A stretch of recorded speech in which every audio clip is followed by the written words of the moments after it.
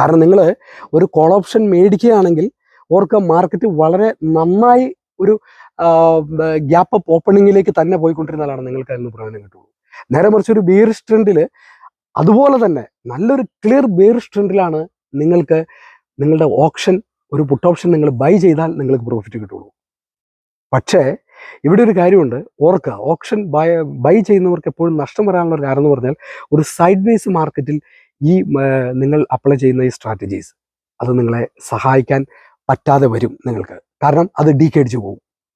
നിങ്ങൾ 100 രൂപയ്ക്ക് മേടിച്ച ഒരു ഓപ്ഷൻ, ഒരു കോൾ ഓപ്ഷൻ ബുള്ളിഷ് ട്രെൻഡ് കണ്ട് നിങ്ങൾ മനസ്സിലാക്കി നിങ്ങൾ മേടിച്ച ഒരു ഓപ്ഷൻ, നിങ്ങൾ ഓർക്കുക, നിങ്ങൾ ആ മാർക്കറ്റ് ഒരു സൈഡ് വേസ് ട്രെൻഡിലേക്ക് പോയാൽ ആ 100 രൂപ ഡീക്കേ അടിക്കും. ആ 100 രൂപ നിങ്ങൾക്ക് ഡീക്കേ അടിച്ച് പോകും, അതിനകത്ത് നഷ്ടം വരും. അപ്പം നിങ്ങളുടെ ഈ അറിവില്ലായ്മ എന്ന് പറയുന്നത്, നിങ്ങൾ പഠിച്ചിരിക്കുന്ന സ്ട്രാറ്റജീസ്, കുറേ സ്ട്രാറ്റജീസ് ഉണ്ട്.